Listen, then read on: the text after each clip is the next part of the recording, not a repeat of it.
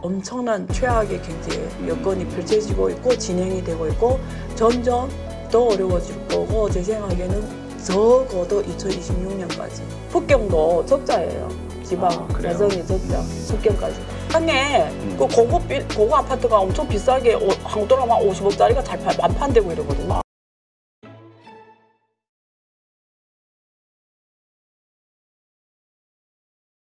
오늘 모신 분은 안유화 교수님입니다. 안녕하세요. 네, 안녕하세요. 네, 오랜만에 오셨는데요. 자, 네. 오늘 중국 이야기 할 텐데, 네. 뭐 사실 지금 중국부터 시작해서 뭐 한국 이야기도 좀 뒤에 하겠습니다만, 경기 상황이 상당히 안 좋은 것 같아요. 지금 중국은 디플레이션 이야기가 나오고 있는데, 지금 중국의 현재 경제 상황 한번 좀 점검해 주시죠.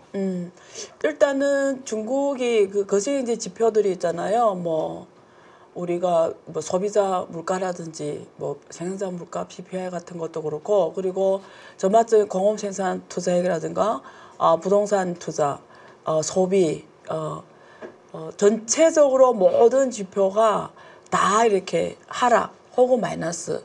근데 지금 여기서 그 거시경제 지표들 중에 가장 중요한 게 소비거든요. 네. 근데 소비가 살아나야 되는데 지금 소비가 살아나지 못하고 있어요.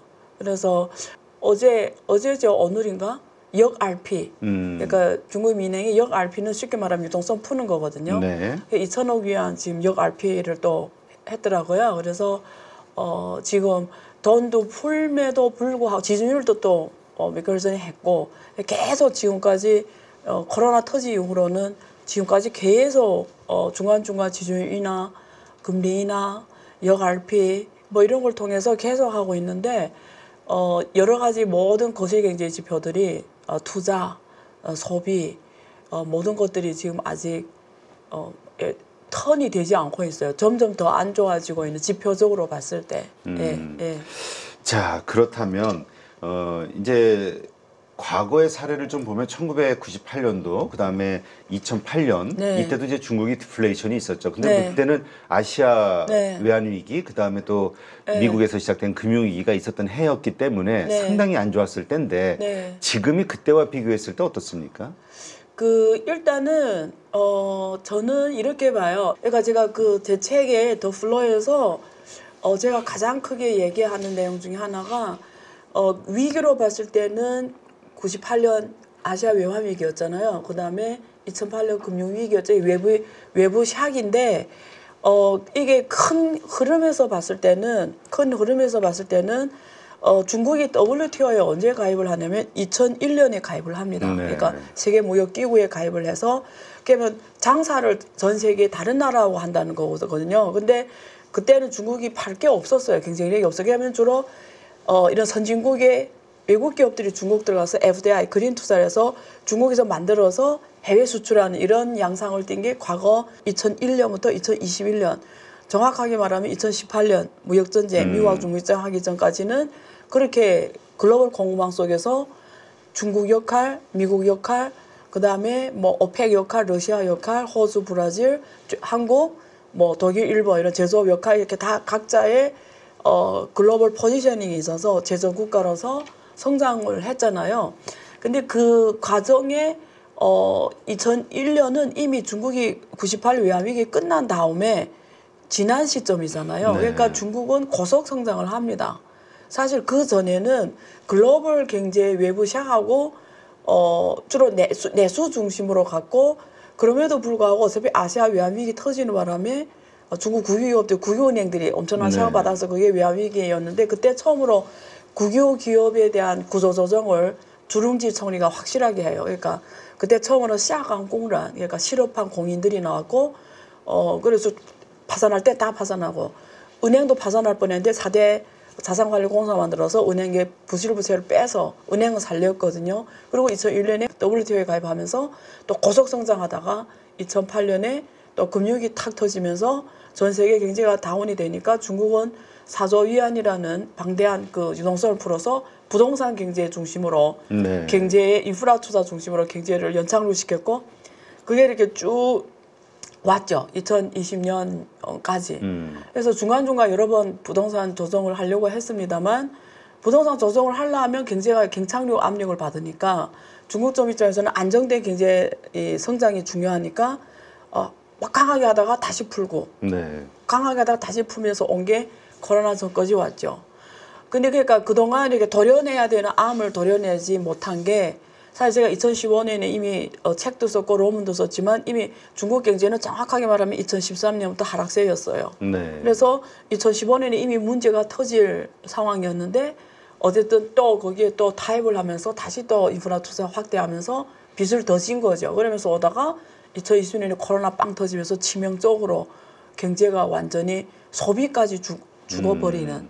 그래서 그전에는 소비가 잘 아시겠죠. 중국 사람들 세계 어디 나가서 돈을 제일 많이 쓰기로 소문이 났잖아요. 그렇죠. 근데 코로나를 겪으면서 변한 게 뭐냐면 앞에서 부동산 문제는 그대로 계속 해결이 안 되어 왔고 부동산 문제의 핵심 문제는 뭐냐면 부동산이 죽으면 투자가 죽는 거예요. 두 번째 부동산에서 자본 차익을 본 사람들이 소비를 확대하는데 소비도 죽는 거예요. 네. 근데 코로나까지 탁 덮치면서 사람들이 이 인식을 변화시켜 버린 거죠. 와, 이거 사람의 인생이 어떻게 되는지 모른다. 그리고 경제가 계속 다운되는 상황에서 코로나를 외부시하기 사람들이 또 이런 세계관, 인생관, 소비관을 변화시키면서 소비가 아예 지금 지표로 봤을 때 M1이 순수 현금이잖아요. 시장에 도는 네. 유동성이 현금, 종이돈. 근데 그게 지금 M1이 마이너스 20% 이렇게 확 줄어드는 거죠. 그 돈이 유동성이 확 줄었다는 예, 얘기네. 그 말은 사람들이 아예 그냥 예금만 한다는 거거든요. 아예 안 쓴다는 거죠. 그러니까 경제가 아예 죽어버린 거죠. 투자, 소비, 수출인데 코로나 기간에 잠깐 수출이 좋았어요. 다른 나라 생산 못했으니까. 그렇죠. 그게 지금 또 수출도 미국이 강하게 중국을 견제하면서 그리고 지금 관세, 덤핑세 뭐 엄청 중국을 때리잖아요. 그러니까 지금 수출도 지금 막힌 상황에서 3대 수요가 다 지금 이렇게 다운이 됐죠. 그러니까 이게 자기가 갖고 있는 국내 문제, 말씀하신 대로 외부 문제, 외부 시학이 아니더라도 전반적으로 외부 환경이 막혀버린 거죠. 그러니까 엄청난 최악의 경제 여건이 펼쳐지고 있고 진행이 되고 있고 점점 더 어려워질 거고 제 생각에는 적어도 2026년까지. 26년까지는. 예, 그래서 이 방송을 보시는 분들은 26년까지 어떻게 하나 버티는 준비를 해야 됩니다. 겨울을 보낸다고 보시면 돼요. 중국 경제가 그렇게 될 거고 관련된 예. 섹터 산업은 예. 거기에 연결이 돼 있다면. 네. 그래서 그동안 중국을 먹여 살린 산업들이 지금 엄동설한이다. 그게 2026년까지 중국이 그동안 지수산업, 주도산업들이 있잖아요. 이런 애들이 어려운 상황이 2026년까지 오니까 그게 결국 한국, 동남아 경제, 글로벌 경제에 또 영향 미치니까 2020년까지 배를 이렇게 좀 축소하는 좀 준비를 해야 됩니다. 그러니까 이번에 어떤 예. 디플레이션 상황은 예. 어떤 외부의 충격보다는 내부의 구조적 문제가 이제 터진 예. 골물대로 골맞던 게 지금 터진 거다. 터지고 있는 과정이죠. 아. 죽을 애들 다 많이 죽었어요. 근데 더 죽어야 되는 거죠. 하긴 예. 부동산 업체들 작년서부터 계속 부도 얘기 나오고 그랬으니까. 근데 이게 중국 현장에 가보잖아요. 그거 아세요? 그냥 재미로 말씀드리면 뭐 혹시 우리 대표님도 이렇게 계속 방송하고 매일 이거 하면 우울증이 오잖아, 솔직히. 아, 우울증이 옵니까? 디지털 우울증이 안 와요? 저는요. 낙관주의에. 해피합니다. 얼굴 보니까 아닌 것 같은데 피곤이 스트레스인데 예, 제가 방송 많이 해보면 제가 방송 제대로 안 하려고 하는 이유도 맞아요. 디지털 우울증이 와요.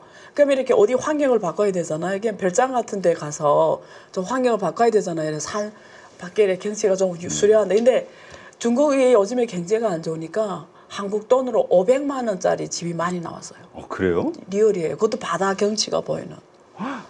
소위 별장들이 매물로 나왔다. 별장이 아니더라도 옛날에 막 한국 쪽 적어도 1억씩 하던 부동산들이 지금 500만, 1000만 원씩 살 수가 있다는 거예요. 1억짜리가 500 살 수 있으면 살만한 거 아니에요? 지금? 예, 이선도시, 이선도시에서. 삼선도시. 근데 그 위치가 바다 옆이라는 거예요. 그게 뭐야? 경치는 죽인다는 거죠.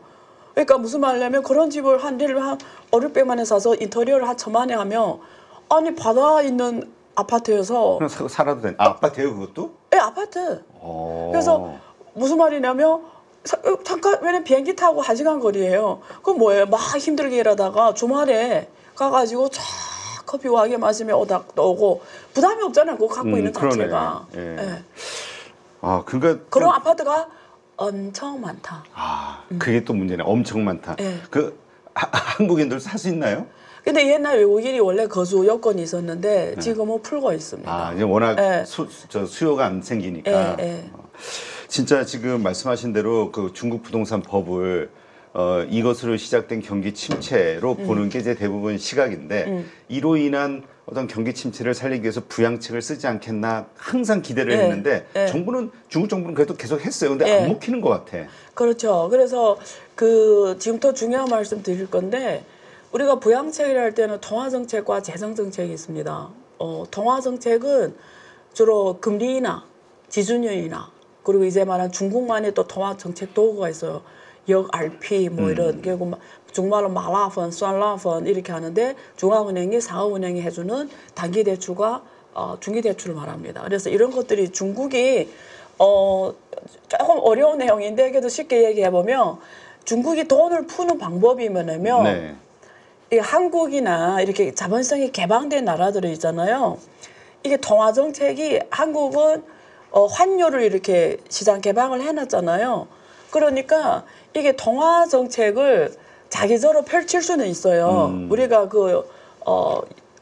브리드만의 그 불가능의 상하행위라고 하잖아요.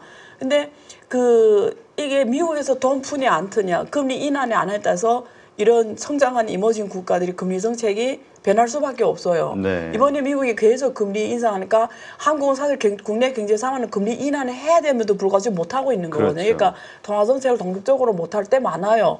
이 개방된 경제에서는. 왜냐면 미국이 금리를 가만 놔둬도 5% 주는데 한국이 가서 3%만 주면 누가 한국의 원화를 갖고 있어요. 그렇죠. 다 달러를 바꿔서 미국 가다 놓죠. 그럼 돈이 싹 빠져나가면 한국이 향이 오니까 한국은 얼마 계좌가 금리를 인상할 수밖에 없고 지금 사실 인상이 아니라 금리를 얘네들 지금 못 떨어뜨리고 있는 상황이잖아요. 근데 중국은 막아놨어요. 이 자본 항목을. 그렇죠. 마음대로 대화 못해요.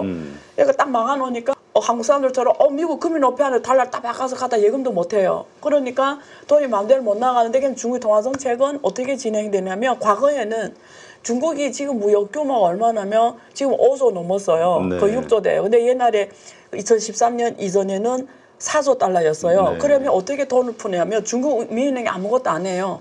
그냥 4조를 수출했다는 거잖아요. 네. 그럼 돈이 4조 들어오면 그게 위안화로 바뀌잖아요. 그럼 4,6이 지금 6인데 그때 한 8이었어요. 이렇게 하면 4,8이 32, 32조 위안화로 태환이 되는 거예요. 네. 그럼 그 돈이 시장에 풀리는 거죠. 그래서 옛날에는 통화어음이 한국말로 하면 통화어음이에요. 그냥 그 수출 금액이 국내에 그 돈이 결제가 들어오면 다 돈이 풀리는 거예요. 네. 그게 2013년을 끝이 납니다. 아, 그래요? 네, 그다음부터는 이게 대황의 변화기 시작하는 거예요. 아까 금융위기 터졌잖아요. 네네. 금융이 터지니까 유럽 재정 위기 터졌잖아요. 그랬죠. 그러니까 유럽하고 미국이 전 세계 시장 역할을 했는데 소비력이 죽어버린 거죠. 그러니까 그다음부터 중국 경제도 그렇고 많은 나라에서 내수로 중심으로 가야 되는 거예요. 그렇죠. 그러면 돈을 푸는 게 달러를 이렇게 돈을 풀었는데 달러가 들어와서 알아서 돈이 풀어졌는데 이게 요새는 글로벌 환경 수출이 죽어버리니까 국내에서 돈을 푸는 방법이 없는 거예요. 그래서 그때부터 중국 중앙은행이 알아서 자체 통화 정책 도구를 만듭니다.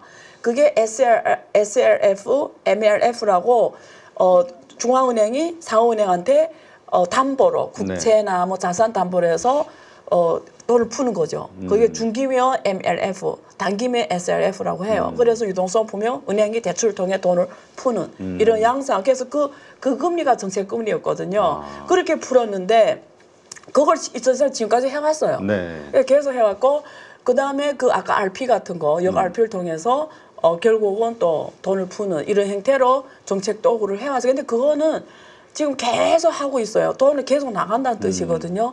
근데 아까 그 M1이 마이너스라는 거는 돈이 나가봤자 두 가지예요. 돈이 은행에서 이렇게 풀자니까 상은행에 돈이 쌓이면 그게 네. 시장에 들어가려면 은행들이 대출을 해줘야 되잖아요. 그렇죠. 그럼 두 가지 문제가 있어요. 하나는 은행이 대출을 해줘야 되는 의지의 문제가 있고 하나는 기업들이나 개인이 대출을 받아가야 되는 거죠. 그렇죠. 이건 강제로 할 수는 없잖아요.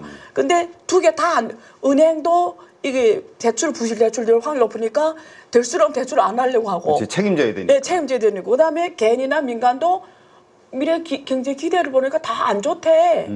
점점 안 좋아진대 하니까 대출 안 해가죠. 네. 그러니까 돈이 안에서 도는 거예요. 금융기관 안에서 어떻게 도냐. 상은행들이 결국 돈이 많아졌잖아요. 네. 뭐 하는지 알아요? 국채만 사는 거예요. 그래서 중국이 10년물이 있잖아요. 국채가 엄청 싸요. 3% 아래, 뭐 2% 뭐 말도 안 되는 거. 미국은 5%막 이렇게 하는데 그렇죠. 말도 안 되는 거잖아요. 이거는. 그러니까 돈이 안에서만 도는 거지. 돈 풀어봤자 안에서 도고 안 나가는 거지. 그러니까 의미가 없는 거지. 근데 재정 정책은 계속 했죠. 확대. 재정 정책은 주로 뭐냐면 아시겠지만 뭐 가성 하향, 네. 신구 환신 뭐 이렇게 새로운 걸로 사도록. 예, 사도록. 옛날 거는 없애고 새로운 거 사면 뭐 50% 가격을 해줘 이렇게 막 이런 거를 막 이렇게 이구 환신을 하거든요. 막 이렇게 소비를 확대시키려고. 새로운 물건으로 교체하면 50% 그렇죠. 지원해줄게. 예, 그런 게 정부에서. 있었는데 옛날에 그게 먹혔어요. 옛날에는 중국 사람들이 그러면 TV 있는데 또 사는 거죠. 그렇지. 50% 싸게 사는 거니까. 또 사놓는 거지. 지금은 말씀드린 대로 코로나 지나면서 야 이게 돈이 없으면 사람이 큰일 난다. 왜냐면 중국도 보험이 한국처럼 잘 안 돼 있어요. 아, 의료보험이. 네. 그러니까 주사 왜 돈을 저축하는지 알아요? 두 가지 때문에. 하나는 애들 교육 때문에. 네. 하나는 내가 아플 수도 있다. 그렇죠. 아프면 돈이 있어야 된다. 이 두 가지 때문에 돈을 못 써요. 사회보장이 전혀 안 돼 있으니까. 그러니까 그게 코로나를 기회 더 강해진 거예요. 그러니까 아예 이게 재정 정책 펼치는데도 거기에 그래서 지금 유일하게 재정 정책 중에 효과를 보는 게 그나마 네. 중앙에서 하는 기초 시설 투자들이 있잖아요. 중앙은에서 직접 하는 중앙 프로젝트 인프라 투자. 지금 이게 그나마 투자에서 좀 증가하는. 네. 근데 한계가 있죠. 그렇죠. 그러니까 중앙의 부채가 계속 올라가게 되는 거죠. 지금 총합에 중국 정부 부채가 300조입니다. 지금 몇 프로죠? 그래도 우리가 예전에 계속 작년까지는 그럼에도 불구하고 뭐 미국이나 일본 등에 비하면 양호하다. 한국에 비해서도 양호하다라고 들었던 것 같은데. 부채가 이렇게 보면 돼요. 기업 부채율이 있거든. GDP 아. 대비. 그거는 높아요. 그쵸, 지금 엄청 높죠. 거의 190%, 200%고 기업 부채는 높다. 그다음에 주로 낮았던 게 뭐냐면 중국 부채는 민간 이런 우리 가게 부채. 그게가 보통 50% 이하였다가 지금은 60%면 경계선이라고 해요. 특히 네. 70%면 완전 위기 와요. 근데 중국이 지금 60% 경계선에 왔어요. 아. 가계 대출. 그다음에 낮았던 게 뭐냐면 정부 대출 중에서도 중앙 정부 대출. 네. 미국은 중앙 연방 정부가 빚이 많거든요. 근데 중국은 지방 정부가 빚이 많은데 중앙 정부는 낮아요. 한 30, 40%밖에. 그러니까 지금 레버리지를 일으킬 수 있는 공간이 중앙 정부밖에 없어요. 그래서 그게 지금 투자를 유지하는 거고 네. 지방 정부는 뭐 좀 이따 얘기 나누겠지만 엄청 심각한 거고 지금 그 상황인데 총 부채는 300조. 지금 중국 GDP의 중국 GDP가 지금 120조, 30조 정도 된단 말이에요. 그러면 거의 뭐 몇 배죠? 2배, 거의 뭐. 많이 증가했군요. 엄청 많이 정부 증가. 부채가. 특히 가계 부채가 확 올라왔어요. 아, 그러니까 토탈로 했을 때. 예, 토탈 했을 때. 예. 자, 그렇다면 지금 더 이상 지금의 이 어려운 상황을 타개하기 위한 정책은 더 이상 쓸 것도 없다. 뭐 이런 의견들인데 그래서 정말 앞으로 일본처럼 잃어버린 10년, 20년 이런 게 오는 거 아니냐? 예. 그래서 여기서 또 중요한 그 개념을 말씀드리는데 자본주의 국가든 사회주의 국가든 본질은 뭐냐면 사람이에요. 그러니까 이 사람들을 행복하게 하는 거거든요. 그렇죠. 그러니까 자본주의 시장 경제를 하든 사회주의 계획 경제를 하든 가는 도로는 다르지만 만약에 이 두 길을 가는 어느 국가든 최종 목적이 그 나라 국민들이 누구나 자기 삶의 질을 보장하면서 잘 먹고 잘 사고 소비를 내가 하고 싶은 소비를 할 수 있도록 결과가 거기로 가주면 국민이 행복한 결과를 가지면 그게 뭐 독재를 하든 민주를 하든 만약 결과를 거기로 가버리면 다 위너라는 거예요. 근데 중국 경제가 지금까지 온 흐름을 보면은 앞으로는 지금 말하는 게 지금까지 온 거 보면 완전한 계획 경제에서 시장 경제를 하면서 이 개방한 거잖아요. 그 속에서 기업, 가게, 정부 다 윈윈이었어요. 왜냐면 이게 다 고속 성장했고, 가게도 사람들도 잘 살게 됐고, 그리고 기업들도 막 글로벌 기업 나올 정도로 성장했고, 국가도 세계 G2 2위로 갔고, 네. 다 윈윈이었죠.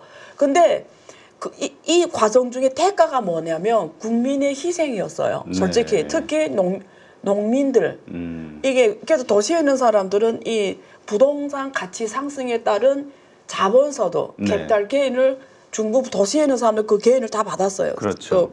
부동산 가치 상승 내 자산이 늘어났는데 농촌 토지는 시장에 못 들어오게 했거든요. 네. 그러니까 농촌 토지는 왜냐면 국유 기업들이 그걸 싸게 해서 확장해야 되니까 생산을. 그러니까 농민들은 사실 그 부동산 가치 상승에 따른 대가를 못 받았어요. 그래서 빈부격차가 확 커져 버렸거든요. 네. 그러니까 중국이 지금까지 경제 성장이 결국 국민들이 그러니까 돈 쓰고 좀 참게 하고 주로 국가적으로 국익을 위해서 민간 이익을 좀 희생시키는 정책이었어요. 왜?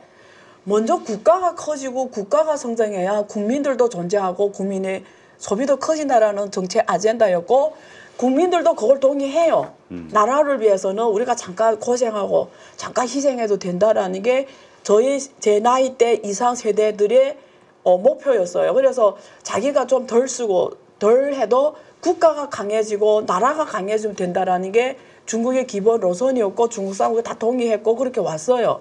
근데 이게 관성으로 지금 중국 정부의 정책이 이게 관습으로 돼버린 게 지금 소비 확대를 한다고 그러잖아요. 네네. 소비 확대한다, 뭐 아까 이구환시 이런 것조차도 포커스가 그 사람한테 이 사람의 복지를 증진하는 데 있는 게 아니고 소비 확대를 강조하는 조치도 아직도 도구로만 생각한다는 거죠.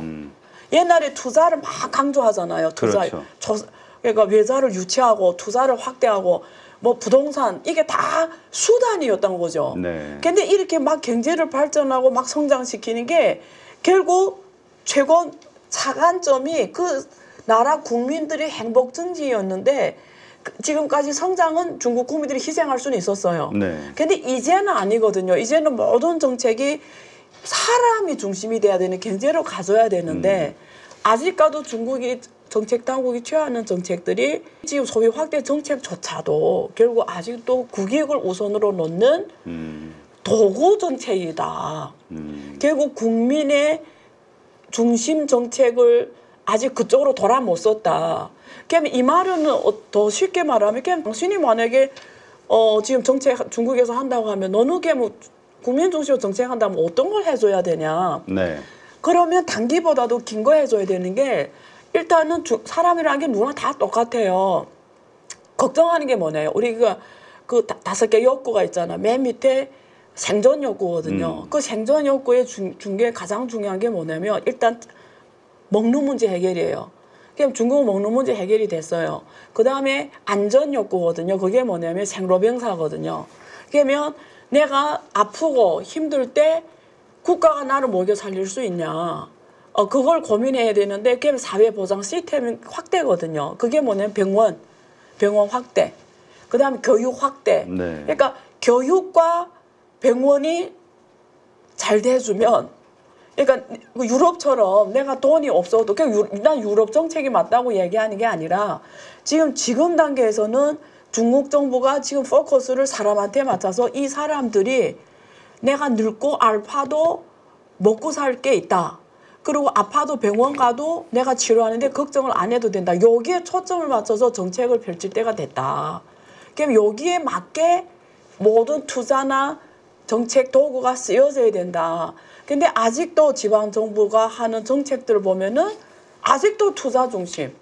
아직도 지금 우선 부동산이 그렇게 안 되는데도 하고 아직도 어떻게 하나 지방채를 발행해가지고 뭐 어떻게 프로젝트를 아직도 그 지방자 플랫폼을 통해 LGIF라고 하잖아요. 통해서 투자를 하고 뭐 인프라 이런 사람 중심의 정책을 펼치는데 포커스가 안 되고 소비 확대조차도 도구로 생각하는. 그러니까 지금 경제가 어려우니까 지금 지방정부에서 그런 현상이 지금 다시 나오기 시작하는 게 옛날에 없어져 중국 정부가 못하게 했거든요. 네. 비용 받는 거. 중국은 세금은 종목이 많지 않은데 세금 종목이 부동산세도 없고 없잖아요. 종합소득세도 없는데 무슨 비용이 많아요. 그게 그 간접세가 되잖아요. 그렇죠. 무슨 비용, 무슨 비용이 많았어요. 비용. 그래서 그걸 중앙정부에서 못하게 해서 다 없애라. 지방정부. 그래서 막 수많은 비용을 다 없앴거든요. 근데 요즘에 경제가 지방정부가 돈이 재정이 딸리니까 다시 그 비용들이 살아나는 거예요. 네. 네, 재정이 유지돼야 되는. 그러니까 이런 거 보면은 아직 지방정부들이 이 관료들의 의식이 사람 중심에 여기에 오지 않았다. 근데 이걸 해결 안 하면 중국 경제는 이게 본질적인 문제예요. 그렇죠. 사실 경제, 이게 본질이에요. 경제라는 거는 심리, 예. 사람들의 소비 심리, 예. 투자 심리, 기대 이 심리를, 심리, 기대 심리를 끌어올려야 되는데 이게 해결이 안 되면 절대 안 올라가죠. 이게 아니라 그걸 예. 어떻게 원천적으로 올릴 수 있냐에 예. 대한 고민이 아니라 본질적 고민을 해야 되는데 뭐 이구 환신, 뭐 가사 하향 다 경제를 사람이 경제를 그냥 성장시키고 도구로만 쓴다는 거죠. 그렇기 때문에 예, 그렇죠. 쉽게 지금 내놓을 수 있는 정책 효과가 앞으로도 기대할 만한 게 없다. 예, 그렇게 보이지 않는다. 네, 예. 알겠습니다. 그럼 이번엔 말씀하셨던 그 중국 정부 부채에 대해서 좀 질문을 드리면 지금 지방 정부 부채 심각하다 이런 얘기 하는데 그래서 뭐 간접세를 자꾸 만들 정도다 이런 얘기 하시는데 어느 정도 심각한 건지.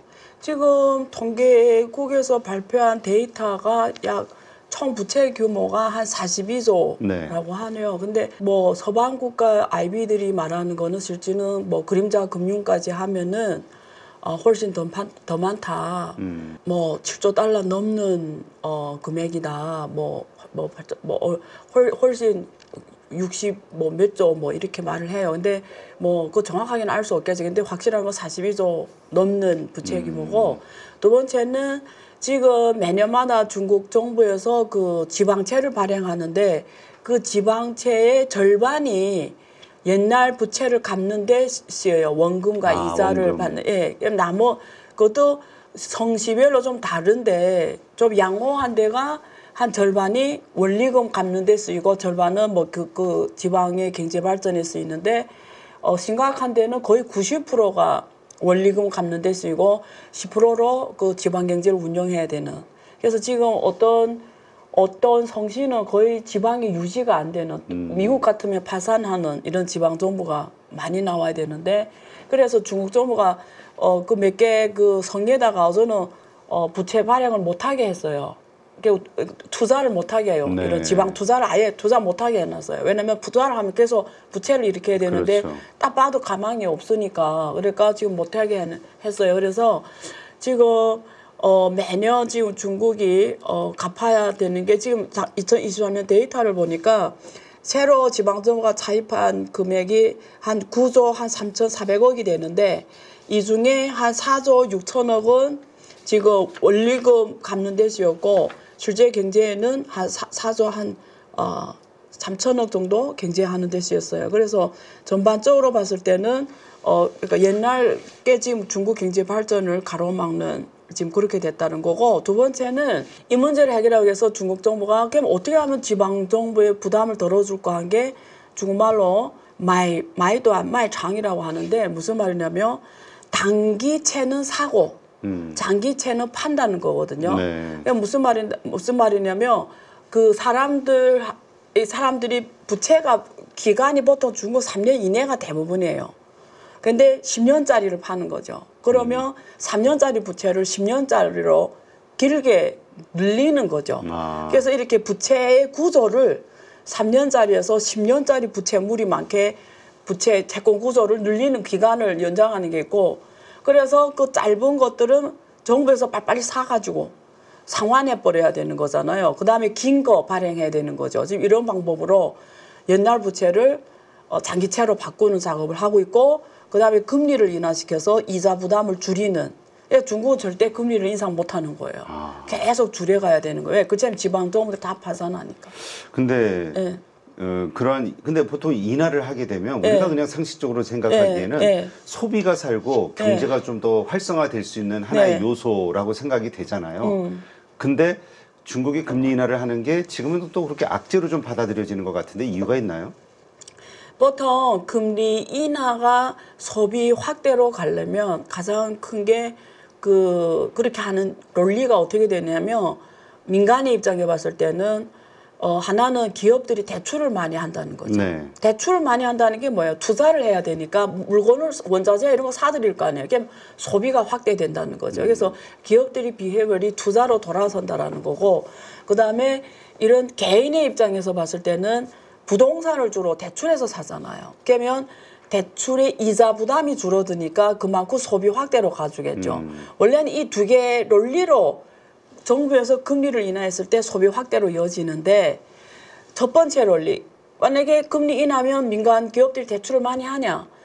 대출을 하려면 미래 경제에 대한 기대 심리가 좋아져야 되는데 그게 지금 안 살아나고 있잖아요. 미래 경제에 대한 기대 심리가 안 살아나니까 대출 아까 앞에서 우리가 토론했듯이 확대를 안 한다는 거죠. 네. 대출 확대를 안 하는 거예요. 그래서 중국 은행들이 지금 전화를 다 돌려가면서 야 대출해라 이러거든요. 거기 임무가 있거든요. 그거 완성해야 되니까. 그렇지. 할당을 해야 되니까. 할당을 해야 되니까 그 정도로 막 하라고 그러거든요. 근데 기업들이라는 게 미래 경제가 밝아야 투자를 하니까 그게 지금 벌써 논리가 안 통하죠. 금리 인하해봤자 그 돈이 아까 그래서 안 해서 돈다고 했죠. 두 번째는 그냥 우리처럼 개인들이 금리 인하면 와 싸니까 주택 담보 대출로 그 집을 살까? 그렇잖아요. 혹은 그렇죠. 금리 인하니까 내 대출 상환 액수가 줄어들까? 이 두 가지인데 일단은 원래 금리 인하면 바로 부동산 상승으로 올라간 이유가 대출 금리 낮으니까 얼른 집을 사야 돼. 그러니까 그게 그렇죠. 벌써 또 집을 또 많이 져야 되잖아요. 그러니까 경제를 살리는 역할을 소비 확대를 가고 아니면 지금 이제 원래 갚던 이자가 줄어들니까 소비 확대를 가는데 앞단은 이제 주택 경제가 죽어버렸잖아요. 그래서 부동산이 돈을 번다라는 신념이 무너져 버렸잖아요. 그렇죠. 그러니까 이제 그건 안 할 거고. 그럼 이자 부담이 조금 줄어드는 건데 이자 부담이 줄어들면 그게 소비로 가냐? 안 간다는 거지. 앞에서 말한 것처럼 미래 경제에 대한 부담이 있으니까 경제가 좋아진다 부담이 없으니까 아까 M2가 줄어든 이유가 그만큼 줄어든 이자를 계속 예금만 하는 거지. 네. 그만큼 소비를 안 한다는 거지. 그러니까 금리를 인하해봤자 소비 확대로 이어지지 않는 거죠. 결국 그게 시스템 공정이라는 거예요. 제가 네. 오늘 강조하는 게 뭐냐면 옛날에는 이게 중의와 서의죠. 옛날에 서의 처방이 먹혔어요. 말씀하신 대로 금리 인하면 탁 시장에서 딱딱 반응해주고 딱딱 먹혀서 서희가 여기 아프면 여기 주사 놓고 딱 치료하는 것처럼. 네. 근데 이제 중국 경제는 서희로 해결이 안 되고 중의로 해결되는 거죠. 서양 의사 가지고는 안 된다. 예, 이제 전반적인 시스템 공정, 구조적인 문제 해결. 그 중에 가장 중심이 앞에서 말한 사람 중심으로 경제 구조 조정해야 되는 거죠. 예. 근데 지금 우리가 중국의 어떤 그 디플레이션 이 상황은 중국 정부의 의도된, 그러니까 중국 부동산 거품을 없애는 과정에서 일어나는 의도된 하나의 경기 침체이기 때문에 크게 걱정하지 않아도 된다. 이런 시각도 얼마 전까지 있었는데 요즘 좀 바뀐 것 난 같아요. 그런 논리라는 사람들이 처음부터 너무 짜증났어요. 아, 그래요? 그건 경제학 상식이 없는 사람들이 말을 하는 거예요. 절대 존재하지가 않아요. 그 어떤 의미에서 말했는지 내가 알 것 같아요. 근데 중국 만약에 공산당도 그 정도로 능력이 있으면, 마치 중국 경제를 마디다스의 손처럼 여선에서 쫙 이렇게 하고 여선에서 쫙 이렇게 그만한 능력이 있으면 지금 걱정할 게 뭐예요? 뭐 정책 고민을 왜 해요? 그러니까 지금은 중국 정부도 전혀 의도하지 않은 침체 상황이다. 근데 그 얘기를 하는 이유가 아마 이것 때문에 2018년 그리고 2020년에 그 세 가지 레드 기준을 발표했잖아요. 그 전반적으로 부동산 대출의 레버리지를 떨어뜨리기 위해서 부동산 대출 규제 제한을 했잖아요. 그것 때문에 중국 정부가 칼을 뽑아둔 거잖아요. 어차피. 그리고 지금 중국 전역에서 일어나는 금융 시스템의 다대적인 개혁, 그리고 군대에 대한 대대적인 개혁, 뭐 이런 것들이 엄청나게 그 정말 사회적으로 봤을 때는 중국 정부가 엄청나게 칼을 뽑아서 아닌 건 탁탁탁탁 이런 거 보고 아마 그런 얘기를 하는 것 같아요. 네. 근데 정확하게 2021년 하반기부터 특히 12월 이후부터는 중국 정부 완전히 돌아섰거든요. 어떻게 하나 중국 부동산을 살리려고, 어떻게 하나 이거 부동산 살려야 연착륙이 되니까 그렇죠. 어마어마하게 정책을 펼치기 시작하는데 그게 지금 안 먹힌다라는 거죠. 그러니까 그게 아마 작년까지 그런 얘기 어느 전문가라는 얘기는 안 할게요. 이거 뭐 다 아는 사람들. 근데 그거 되게 말이 안 맞거든요, 사실은. 절대 그렇지가 않거든요. 그러니까 지금은 중국 정부도 당황스럽고 되게 고민스러운 상황이다. 예. 이 지금 하나만 아시면 돼요. 여러분, 경제라는 거는 우리가 시장 경제하고 계획 경제가 있어요.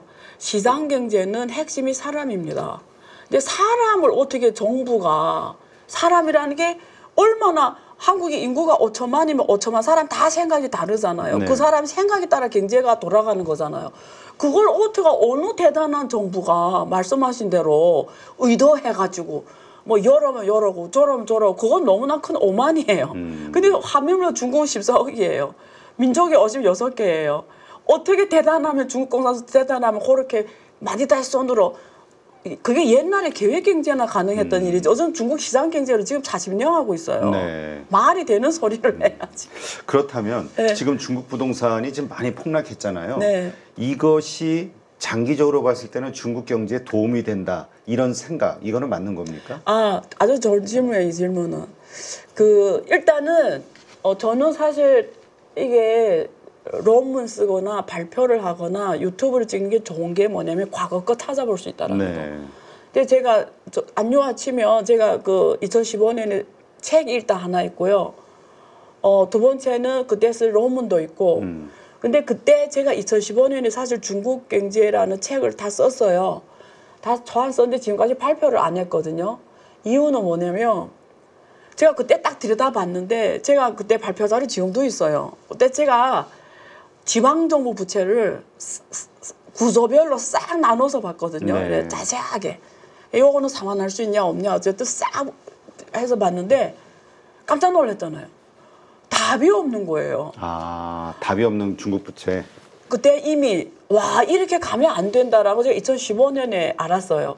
그래서 그다음에 중국 정부가 어떻게 하나 이게 더는 여기서 더 가면 안 되는데 그때 이미 제가 왜냐면 이미 2013년도 경제가 이미 기업인들은 다 알아요. 중국 기업인들은 다 알아요. 딱 물어보면 답이 정확하게 시점이 2013년 나옵니다. 벌써 이렇게 매년마다 중국말로 광위시하더라고 하는데 정확하게 매년마다 체감 경기가 기업들이 느끼는 옛날 그대로 했는데 나는 변한 게 없네. 옛날대로 경제 교육을 돌렸는데 매출이 파파파파파파파 쩔어 지금까지 온 거예요. 그게 꼭 코로나 때문에 아니에요. 그거 이렇게 쫙 떨어지는 걸 그대로 이게 제가 말한 건 지금 중국의 주도 산업들이 중국을 먹여 살렸던 이 기업인들이 느끼는 경제 체감도를 말하는 거예요. 근데 2015년에 내가 들어봤을 때 이미 심각해서 특히 부동산. 그래서 나는 이대로 가면 안 된다. 그래서 중국 정부 정책하는데 그때 한번 손을 댔어요. 그래 그때 주가가 2015년에 클라이막스를 찍고 6,000점을 찍고 중국 주가 지수가 이렇게 대폭락하고 오거든요. 그게 그때 그래서 대폭락이 시작됐는데 그러다가 중국 정부가 깜짝 놀란 거예요. 부동산을 손대니까. 예. 경착륙 오는 거 안에서 다시 또 풀었어요. 바로. 그러니까 부동산 또 팍 살아났어. 그래 또 경제가 꽤 갔어요. 그리고 2018년에 또 손대기 시작해서 또 경제가 탁 죽으니까 또 손대서 또 올라가고 한 게 이렇게 가서는 안 되겠다고 결심을 딱 한 게 정확하게 2020년입니다. 왜냐면 더는 안 되거든요. 그러니까 병을 더 안 치료하면 중국 경제는 못 간다는 걸 중국 정부가 엄청나게 심각하게 인지해서 확실하게 한 게 2020년 그때 이강이 중국 이민의 총재로 갔던 그 사람이 확실하게 했는데 그때부터 지금까지 다시는 안 살아나. 그다 플러스 설상가스로 코로나 이러면서 이게 다시는 안 살아나. 근데 만약에 나는 이렇게 생각해요. 내 그때 난 너무나 이 현장 속에 있어서 그렇다는데 2015년 이전까지 중국이 정말 좋았어요. 그리고 저처럼 해외 유학한 과학자들이나 이런 학자들이 중국에 다 들어갔어요. 원래는 중국을 안 돌아갔거든요. 왜 안 돌아갔냐면 미국이나 기회 많으니까. 근데 이 알리바바 성공을 보고 알리바바 2014년에 IPO 하는데 세계 최대 IPO를 합니다. 그게 중국 해외에 있는 화교들한테 엄청난 걸 시그널을 준 거예요. 이제는 중국이 1등이 세계 1등이라는 걸 딱 준 거예요. 그러니까 중국에 안 가던 이 사람들이 중국에 다 들어가기 시작했어요. 그래서 제일 좋았어요. 2015년에 주가 지수도 최고로 가고 기업 가치가 최고로 가고 이랬던 거예요. 근데 사실 그때 중국 공산당이 좀 자신 있게 오히려 더 강하게 했으면 지금 9년이 흘렀잖아요. 사실 그때 확실하게 결심하고 했으면 그때 해도 되는 게 중국 기업들은 중국 경제에 대해 확실한 기대가 엄청 높을 때예요. 그러면 해외로 덜 나가거든요. 왜? 중국에서 1등하면 세계 1등한 거 아니까. 그때 했어야 되는데 오히려 그때는 기대 심리가 안 죽었을 때니까 해도 되거든요. 한 데서 가지는 않거든요. 여기서 어떻게 하나서. 근데 지금 하면 안 되는 거예요. 워낙 경제 기대 심리 죽었는데 만약에 지금 막 자본 항목 개박하고 막 시장 계획할 더 하고 이러면 다 나가버리는 거죠. 그래서 기대시. 그러니까 어떻게 보면 그래서 그게 좀 걱정인 거죠. 그때 자신감을 좀 가졌어야 되는데 지금은 이제 좀 시기적으로 늦었다. 저는 좀 그래서 말씀하신 대로 이제 질문하신 대로 만약에 부동산이 그래 지금 다시 풀었잖아요. 경제가 지금 죽을까 봐. 근데 지금 안 먹히잖아. 먹히면 괜찮은데. 그러면 근데 중국은 아직도 아까 말한 것처럼 옛날식 계획경제 그 논리가 지금도 온 거예요. 지금 이게 사람 중심으로 경제로 가져야 되는데 그게 지금 안 돼. 모든 게 다 도구로만 쓰이는 거예요. 그러니까 아직 그 롤에서 못 벗어나니까 사람 중심으로 아직도 못 가고 있거든요. 이게 모든 인식이나 경제 수단이나 모든 게 다 수단에 불과해요. 사람이 차관을 못 하고 있는데 지금이라도 해야 되거든요. 그렇다면 지금 예를 들어서 부동산 이제 많이 폭락해 있는 상황, 이러한 것들은 지금의 이 침체기에는 일시적인 현상으로 보시나요? 아니면 일본처럼 아니죠. 지속적으로 계속 내려가는 그렇죠. 과정의 시작이라고 보시는 거예요? 그래서 이번에 삼중전회를 7월 15일부터 18일 3중전회 기대를 엄청 했죠. 네. 왜냐 이 회의가 옛날에 1978년 11기 삼중전회처럼 중국 경제 운명에 정말 중요한 회의였어요. 그리고 시진핑 주석이 3기에서 한 가장 중요한 경제 회의였고요. 그래서 엄청 기대를 했는데 뚜렷한 방안은 아직 안 보여요. 근데 거기서 뭐 신질 생산력 뭐 이런 거는 이미 10년 전부터 시진핑 지도부가 올라 계속 강조했던 거거든요. 그래 단어만 바뀐 거거든요. 스마트 그때 중국 제조 2025 막 그다음에 스마트 제조 뭐 단어만 바뀐 거거든요. 신질. 그래서 흐름은 항상 뭐 고부가가치 첨단 산업 가는 그 선상에선 같은 게 있는데 그래서 기대하는 거는 이런 미래 산업 쪽이 좀 더 빨리 성장해서 이 떨어지는 이 경제 자본들이 좀 저쪽으로 가졌으면 좋겠는데 지금 신재생 에너지 자동차도 지금 그러니까 과열 이게 기업 수가 폭발적으로 늘어났어요. 과잉 생산이지. 과잉 생산 이전에 제가 말씀드린 개념은 과열. 그러니까 오히려 그 단계도 넘어섰다. 예, 그러니까 뭐 돈 번다 이러면 지금 다 이래. 지금 다 이렇게 기대 심리도 죽고 민간 기업들이 이렇게 뭐 돈 벌 게 없을까 기업가들 이럴 거 아니에요. 지금 네네. 어디 돈은 있으니까 바탕은 그러니까 뭐 돈 벌지 이랬는데 딱 보니까 우와 중국 전기 자동차가 해외에 이렇게 많이 수출된다는 거야. 중국 세계 1등이란 말인가 이럴까 자본이 어떻게 해요? 글로 쏟아나간다. 확실하게 가지고 그러니까 잘난 놈이나 못난 놈이나 자본이 다 거기로 가버린 거예요. 네. 그게 어떻게 수천 개 기업이 생기니까 이런 옛날에 그 블록체인이 막 난리칠 때 누구나 다 뭐 ICO를 한다고 해가지고 그랬었죠. 그 블록체인 엔지니어 몸값이 부르는 게 가격이었잖아요. 지금 다 떨어졌지만 블록체인 기업들 다 망하면서 그것처럼 이렇게 기업들이 과열로 들어오면 어떤 현상이 나오면 모든 단가를 올려버려요. 그렇죠. 그게 다 같이 죽거든요. 그다음 가격 경쟁해버려요. 단가는 올라가는데 사람 엔지니어 값도 올라갈 거 아니에요. 뭐 그렇죠. 뺏을래기 하니까. 근데 물건은 많아지니까 가격 경쟁하니까 다 죽어버리는 거예요. 자기네만 죽은 게 아니라 다 죽는 거죠. 그래서 그 단계를 지금 왔다는 거죠. 그래서 신재생 자동차도 지금 구조조정이 곧 들어갈 것 같아요. 아, 그래요. 네. 그러니까 그렇다면 이 부동산도 답이 없고 그런데 우리가 다 알다시피 지방정부가 걷어들이는 가장 큰 수익은 부동산에서 나오는 수익이잖아요. 그래서 양도, 근데 예. 앞으로 계속 안 좋아질 거라고 생각한다면 들어올 세원은 그렇게 계속 크진 않을 거라는 얘기가 되는데 이미 벌려놓은 부채는 어마어마하고 갚아야 될 돈은 그렇다면 이게 뭔가 탕감이라든가 부채 탕감이라든가 어떤 특별한 조치 없이는 지방정부의 부채는 어떻게 되는 건가? 그렇죠. 그래서 쓰고 있는 방법이 그때 99년 외환위기 때 중국 조롱지 총리가 썼던 게 뭐냐면 부실만 걷어내자, 은행은 살리자. 근데 똑같은 문제 지금 터진 거예요. 그러니까 지방은행들이 지금 다 부실인 거예요. 지방은행들이. 여기 한국말은 부산은행이라는 게 그러니까 그 동네 파이낸싱은 그 지방은행이 한다, 뭐 지역은행 하니까 그래서 지금 지역별로 자산관리공사를 만들었어요. 그러면 그 지방은행의 부실을 그 지역의 자산관리공사 다 만들어지고 거기다 놓는 거죠. 이것도 풀려면 자세히 풀어야 되는데 그래서 지금 그 결국은 그것도 본질적으로 보면 있잖아요. 이것도 그렇게 하는데 그 지방에 그 돈을 걷어내는 그 자산관리공사 돈이 어디서 오겠어요, 결국? 중국 정부? 중앙은행에서 오는 거죠. 중앙은행? 결국 결론이 뭐냐면 돈 찍어내는 거예요. 본질적으로 최종 그 대가를 누가 짊어져야 되면 중앙정부가 지는 거고 중앙은행이 돈을 찍어낼 수밖에 없고 결국 결론이 뭐죠?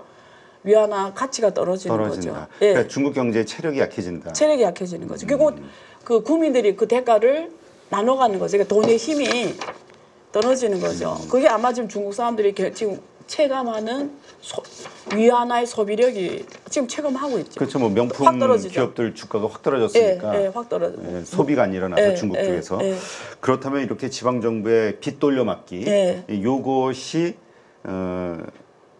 그냥 어쨌든 정리는 된다. 중앙정부가 그 책임을 지면서 떠안으면서 그렇게 됐을 때는 사실 중앙정부의 그 부채 비율 이게 의미가 없는 거잖아요. 지방정부 부채가 다 전이되는 거나 마찬가지니까 이걸 합산해버리면 아까 말씀하신 대로 200%가 넘어가는 300%가 넘어가는 200%도 넘네. 300%는 안 되네. 200 그런 상황이 된다. 이렇게 이해를 해야 되는 거고요. 네. 그렇다면 지방정부가 파산할 가능성은 없는 거죠.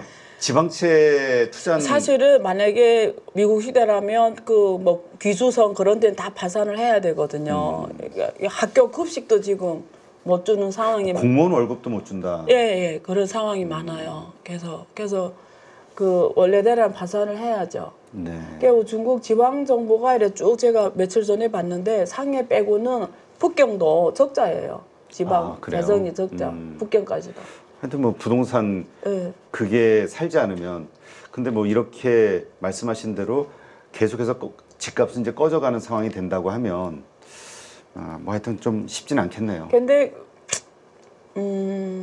그러니까 중국의 참 이게 중국 경제를 하면 경제학을 정확하게 공부할 수가 있어요. 그러니까 저는 중국 연구하는 게 되게 감사한 일이죠. 이게 제가 시간 한계 때문에 못 풀겠는데 이게 중국 경제를 들여다보고 읽을 줄만 안다면 경제학을 완벽하게 마스터할 수가 있어요.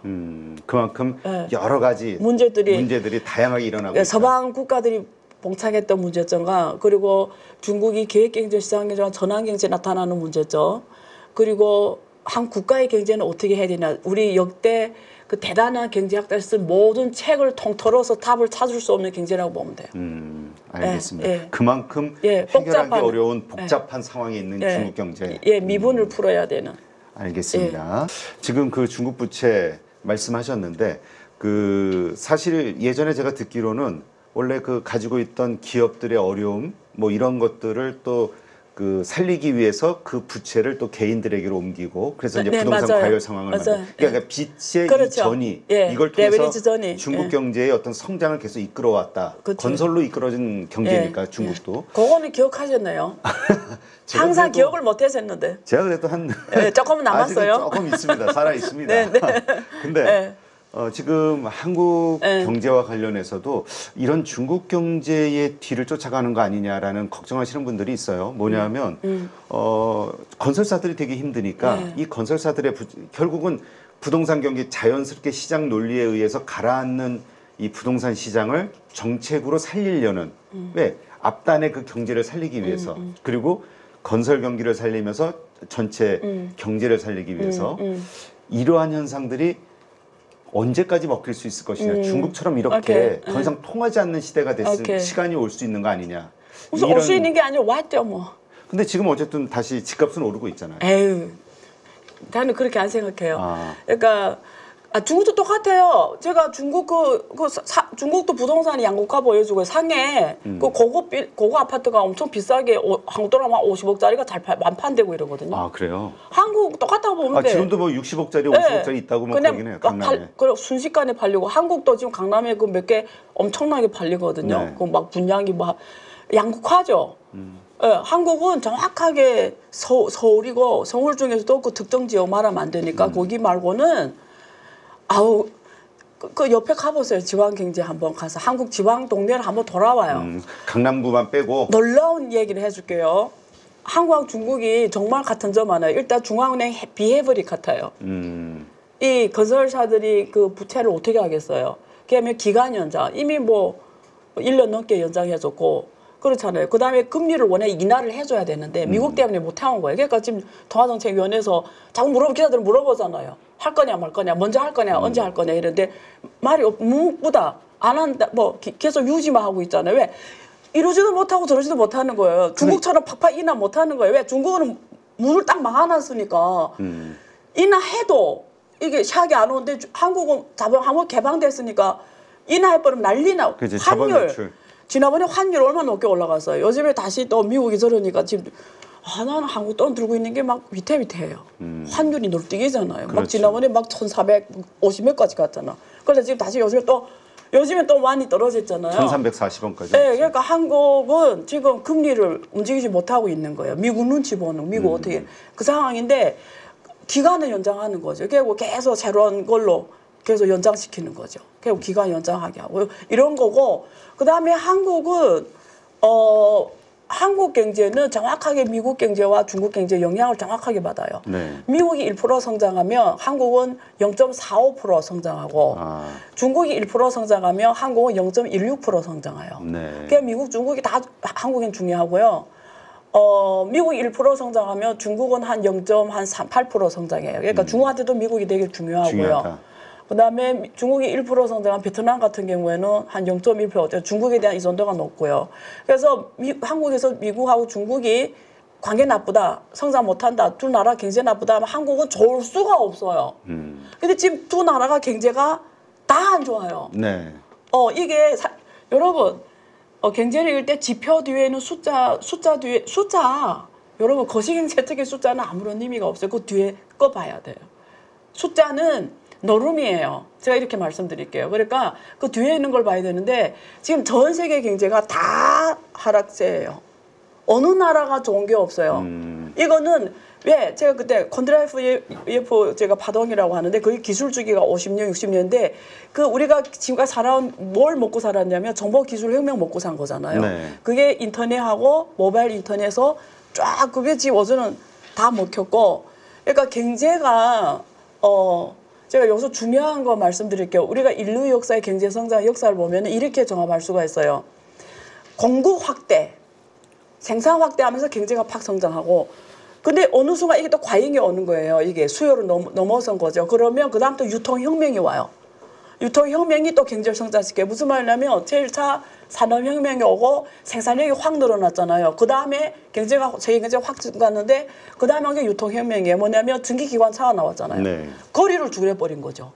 그 다음에 또 제2차 산업혁명이 오면 또 공급능이 확 올려버렸는데 그 다음 비행기가 발명이 되면서 거리 개념을 없애버린 거죠. 그래서 경제가 또 확 늘어나게 되고, 그 다음에 3차는 우리가 제3차 기술, 제4차 산업 이러는데 그 다음에 온 게 유통혁명이 정보혁명인데 인터넷 지금 다 인터넷 경제잖아요. 다 네. 온라인 경제잖아요. 유통혁명이고 그래서 경제가 또 우리가 2008년 이후로 확 성장한 거예요.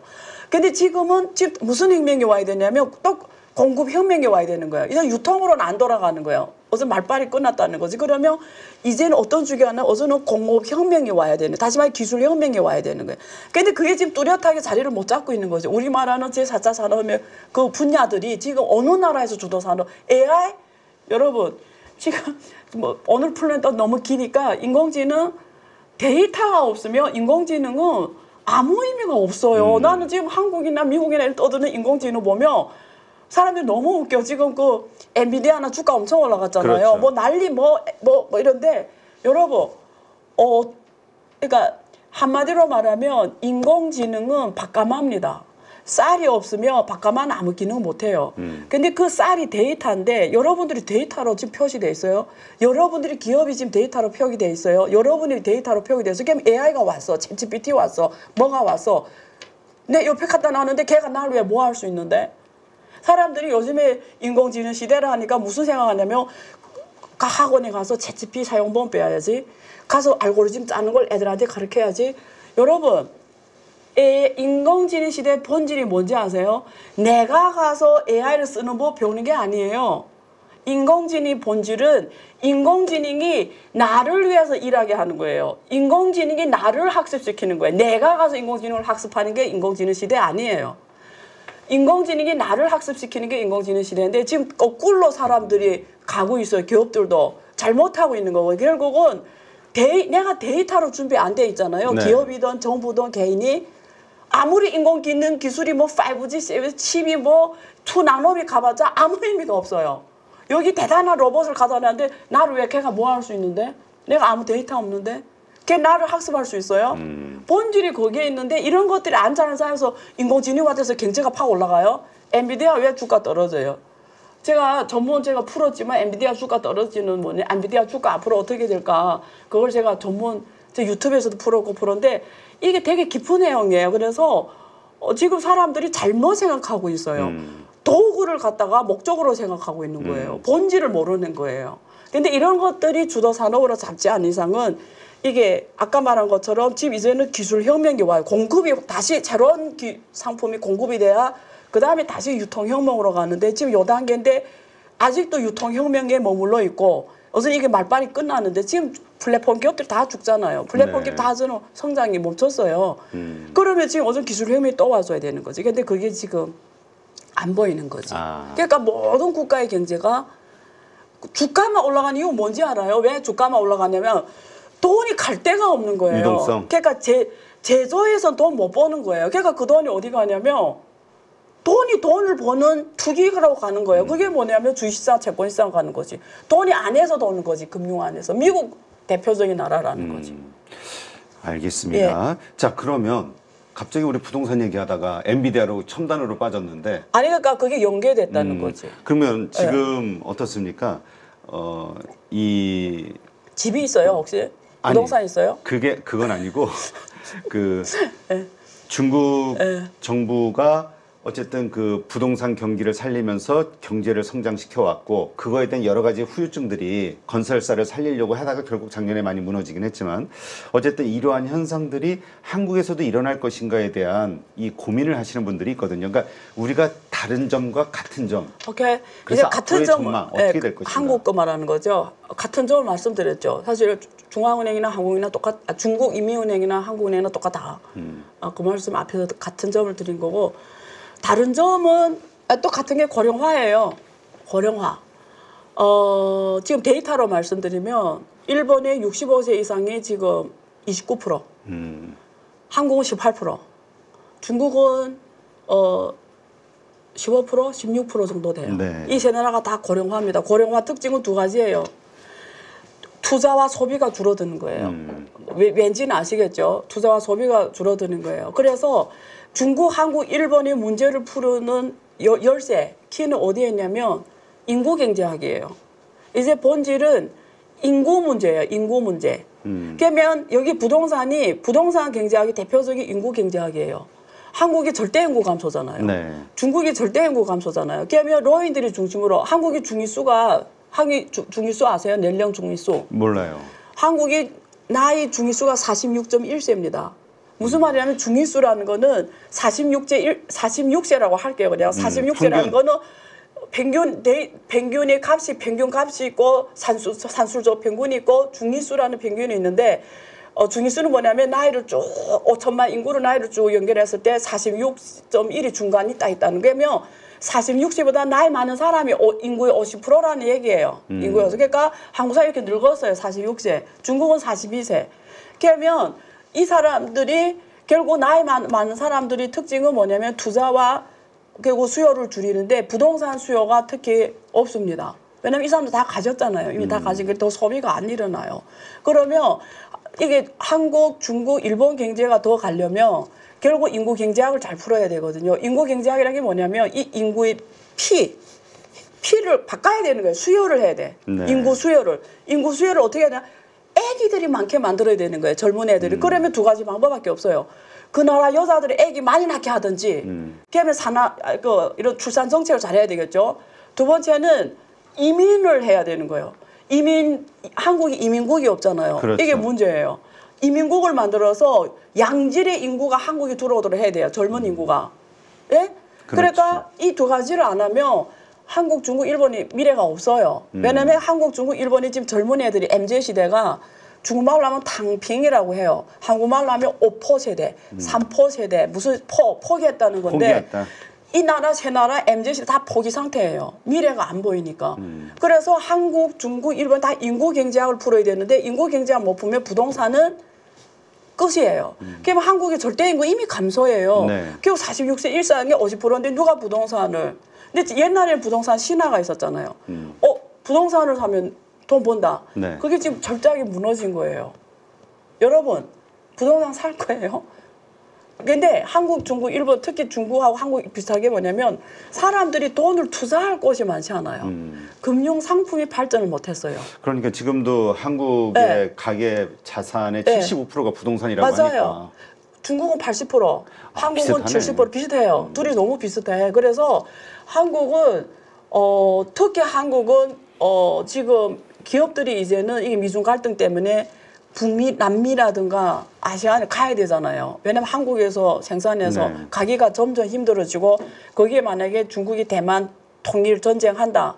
대만 통일한다. 그 대만 해협을 거쳐서 선박이 한국의 70%가 대만 해협을 통해 들어오는데 거기 전쟁 났다면 메이드 인 코리아가 수출하는데 바로 장애물이거든요. 네. 그러면 그 나라를 가서 생산해야 되면 어떻게 해? 이 나라는 일자리가 더 줄어드는 거죠. 그러면 이 나라 일자리가 줄어들면 소비가 확대 못하는데 어떻게 부동산이 올라가요?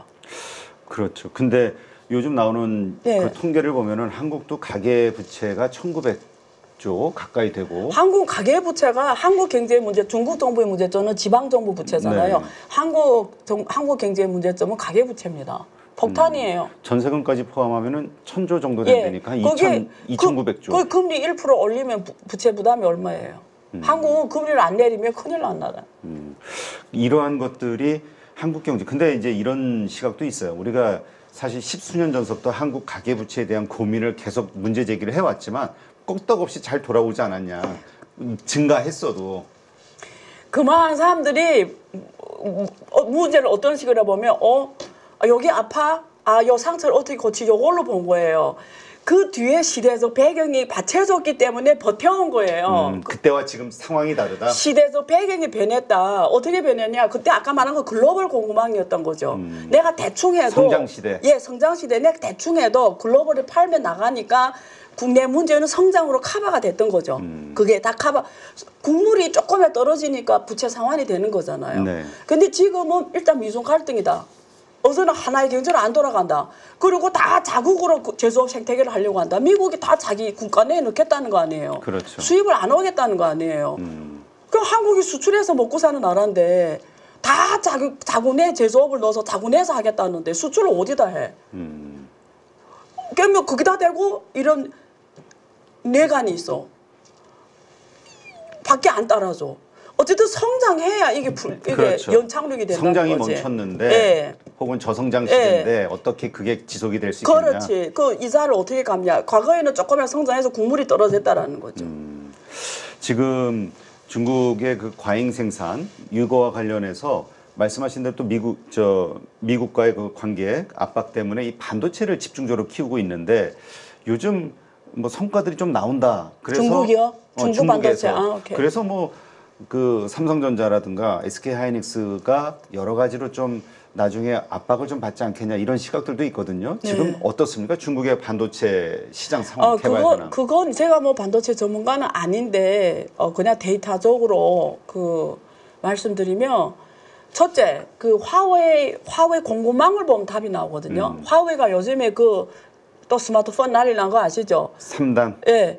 화웨이가 원래 쭉 밀렸잖아. 미국이 블랙리스트 올리면서 완전히 뭐 시장에서 완전히 작살났다가 지금 다시 돌아왔어요. 화웨이가 돌아왔는데 중국에서 이미 1위를 탈환했어요. 지금 다시 유럽을 나가고 있어요. 세계 시장 나가고 있는데 그 화웨이 이 스마트폰 공급망을 보면 그 답을 할 수가 있어요. 옛날에 화웨이 스마트폰 공급망이 어떻게 돼 있었냐면 메모리 누가 공급했냐면 SK 삼성 일부분이 파운드리를 삼성이 해줬어요. 그리고 주요 파운드리는 TSMC가 해주고 그다음 패블레스 설계나 이런 거 미국의 AMD나 퀄컴이 해줬고 반도체 칩이나 이런 거는 뭐 인텔이나 이런 애들 썼고 그리고 장비 제조는 그 아스멜이 했고 이게 공급망이었어요.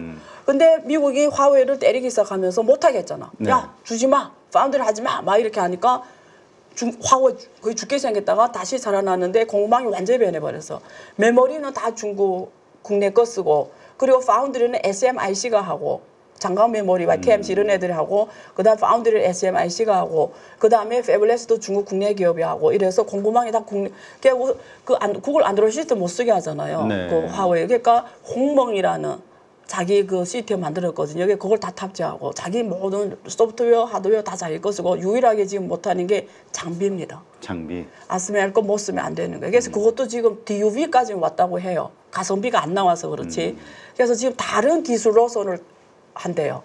그런 걸 안 쓰고 할 수 있는 방법이 없을까. 근데 뭐 구체적인 건 내가 뭐 아주 정확하게 말씀드릴 수는 없는데 전체 반도체 생태계에서는 패키지, 후공정, 테스트 이런 건 중국이 전 세계 시장의 46%를 해요. 네. 근데 지금 유일하게 없는 게 장비하고 시스템 반도체 이게 중국이 공백입니다.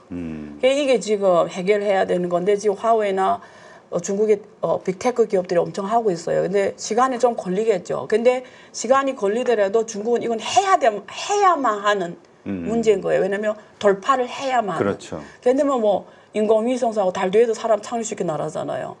뭐 시간 문제겠죠. 그 사이에 한국은 그 시간만큼 빨리 제조업 경쟁력을 더 빠른, 더 높은 기술 개발. 세계 최고로 가야 되겠죠. 네. 이번에 그 생물보안법이 통과됐잖아요. 네, 네. 이것이 중국 바이오 기업들에 미치는 영향 어떻게 봐야 되는 겁니까? 중국은 앞으로 뭐 전략 산업 중 하나가 바이오 산업입니다. 네. 결국 중국이 앞으로 가장 큰 시장이 바이오 시장이에요. 왜? 기본 데이터가 있잖아요. 14억에 뭐 DNA 뱅크를 이미 뭐 10년 전부터 다 구축해 놨고. 그러니까 지금 그 다음에 중국 성장 확 이끌 게 지금 바이오거든요. 여기에 엄청난 투자, 그래서 지금 미국이 제일 잘하는 게 또 이쪽입니다. 네. 미국하고 격차가 제일 큰 게 이쪽이에요. 그래서 미국에서 특허 이미 실효된 거를 다 중국이 지금 싹 사가거든요. 싹 사가 중국에서 그걸 기반으로 해서 지금 바이오시밀라. 예, 지금 하고 있거든요. 그래서 저는 앞으로 중국에서 가장 크게 성장할 수 있는 지금 신재생 에너지 자동차가 이걸로 전 세계 신재생 에너지 자동차로 전 세계 자동차 수출국 1위가 됐잖아요. 네네. 일본 제치고 그것처럼 중국 이제 모든 그 넥스트가 제약 바이오. 이번에 신질 생산력 여기에서 산업들이 쫙 나왔어요. 한 10대 산업이 나왔는데 그 중에 가장 중요한 산업이 제약 바이오입니다. 네. 그래서 앞으로 이 분야는 되게 투자를 엄청 할 거고 성장도 엄청 기대되고 미국하고 중국이 구분을 걸고 싸워야 되는 영역이기도 합니다. 근데 그 생물보안법이 통과가 되면서 네. 그러한 중국의 어떤 그 비전, 꿈 네. 이런 것들이 좀 타격을 받을 가능성은 없나요? 그렇게 놓고 말하면 뭐 중국의 대부분 산업이 다 그 논리로 하면 제재를 다 바꾸니까. 지금 뭐 인터넷도 그렇고 뭐 언론 이런 뭐 그리고 간첩법 포함해서 이런 것들이 다 그런 선상에 있는 거잖아요. 근데 여러분들이 이렇게 밖에서 봐서 이해가 좀 안 되는 부분이 있는데 그 중국 안에 가면 또 이해가 돼요. 생각해보면 56개 민족, 언어 다 다르고 풍습이 다 다르고 생각이 다 다르고 문화 다 다르고 종교 다 다르고 그다음 14억 인구 어떻게 관리를 해요? 인도를 보세요. 관리가 안 되잖아요. 그러니까 결과론적으로는 지금까지 저렇게 한 것들이 시너지 효과가 더 컸거든요. 네. 그러니까 부작용 많죠. 근데 시너지 효과가 더 컸다. 모든 면이 다 좋을 수는 없잖아요. 손바닥의 양면이잖아요. 그러니까 어느 면이 더 위주로 갔냐가 중요한 건데 저는 오히려 그런 면에서 왜냐하면 중국 국산 기업들이 커질 수 있는 기회라. 그러니까 수출이라든가 예. 서방 세계 수출은 어려워도 예.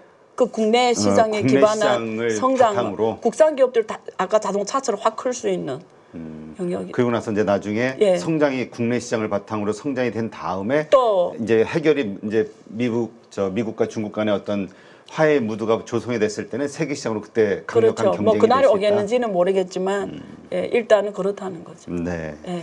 알겠습니다. 하여튼 지금 그 중국과 미국 이 가운데서 이제 한국 경제가 어떻게 해야 될 것이냐, 어떤 산업이 앞으로 더 뜨고 어떤 산업이 좀 더 어려워질 것이냐 여러 가지 생각들을 하고 있는데 아까 말씀하신 대로 우린 계속 그 화학, 철강 이런 쪽에서 중국 경기가 좀 살아나기를 기대했던 분들이 많거든요, 투자자들이. 맞아요. 근데 맞아요. 26년까지는 좀 중국 경기가 어려울 수 있다 말씀을 하시니까 네, 이 맞아요. 관련 산업도 그때까지는 좀 힘들 수도 있다 이런 생각이 드네요. 그냥 이렇게 보시면 돼.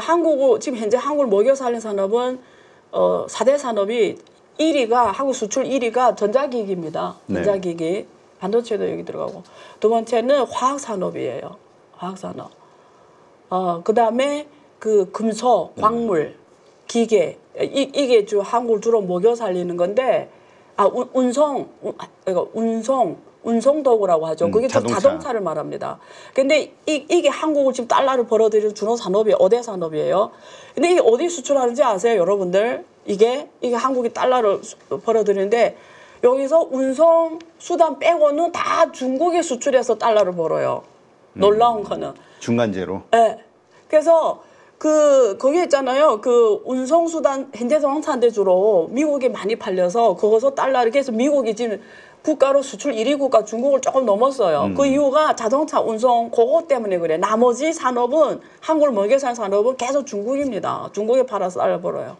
그러니까 무슨 말 하냐면 중국은 한국은 중국하고 미국이 다 잘 돼야 되고요. 이 두 나라 경제가 좋아야 한국이 좋은데 제가 앞에서 누누누누히 말했지만 이런 산업들이 전통 기득권 산업인데 얘네는 이제는 대부분 화학산업 이런 건 다 기초 중공업은 기본 필요해요. 네. 뭐 어느 기술로 가든 이런 산업들을 빼고는 그나마 그래도 한국 이런 걸 잘하니까 정말 좋은 거예요. 이런 시장을 잘하는 게 아니라 이런 앞으로 시장이 발전해도 계속 필요한 걸 잘하는 거죠. 근데 앞에서 말하는 이런 반도체라든지 이런 운송 수다 이런 데서 핵심 기술이 변화해 오면서 중국이 그 자리를 치고 올라가는 게 지금 문제라는 거죠.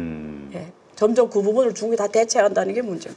한국 기업의 입장에서는. 그렇죠. 그러니까 경쟁력을 키우는 방법밖에 없어요. 그 경쟁력이라는 건 계속해서 기술 개발, 그렇죠. 원천 기술. 원천 기술. 예. 이제는 퍼스트 무버가 돼야 된다는 거지. 알겠습니다. 네, 하여튼 중국 경제의 이모저모를 좀 살펴보면서 또 한국 경제도 좀 돌아봤는데요. 오늘 하여튼 좋은 인사이트 함께해 주신 우리 안유아 교수님 오늘 고생하셨고요. 고맙습니다. 네, 감사합니다.